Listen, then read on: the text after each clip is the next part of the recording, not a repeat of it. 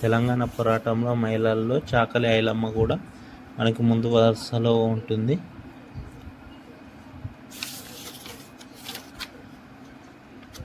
ఈమె తన ఉండే వాళ్ళని ఏమంటారు అని అంటే భూస్వాములకు వ్యతిరేకంగా పోరాటంలో పాల్గొని ఆమె వాళ్ళ నుంచి భూమిని సొంతంగా తీసుకుంటుంది. తర్వాత వచ్చేసి మనకి భారత రాజ్యాంగం వచ్చేసి మనకి 1947 ఆగస్టు 1950 జనవరి 1949 జనవరి 26న మనకి రాజ్యాంగం అనేది వచ్చింది. 1950 జనవరి 26న రాజ్యాంగ దినోత్సవంగా జరుపుకుంటారు మనం. తర్వాత వచ్చేసి 1928లోనే మోతీలాల్ నెహ్రూ రాజ్యాంగాన్ని రచిస్తారు. కానీ ఈ రాజ్యాంగం అమలు కాదు. 1935 భారత ప్రభుత్వ చట్టం అనేది భారతదేశానికి రాజ్యాంగానికి ఒక పీఠిక లెక్క ఉంటుంది.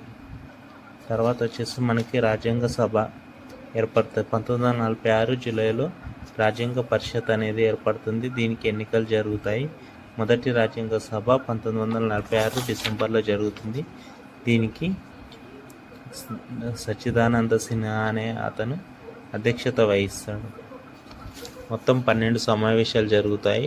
1950 జనవరి 26 వరకు అమల్లోకి వస్తుంది.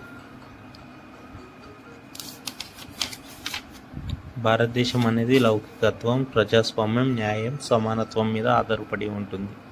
లౌకికత్వం అని అంటే ఏ మతం ఆధారంగా ఉండదు. ప్రజాస్వామ్యం అని అంటే ప్రజలందరికీ సమాన హక్కులు ఉంటాయి. న్యాయం అంటే అందరూ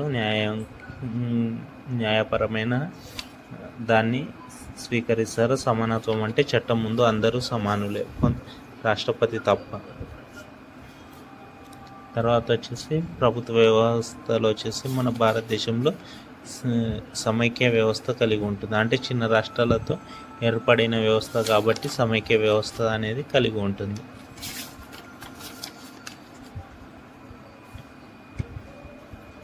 తర్వాత వచ్చేసి పార్లమెంటు కేంద్ర ప్రభుత్వంలో వచ్చేసి మనకి ఏదైనా 2 ఉభయ సభలు ఉంటాయి. ఒకటి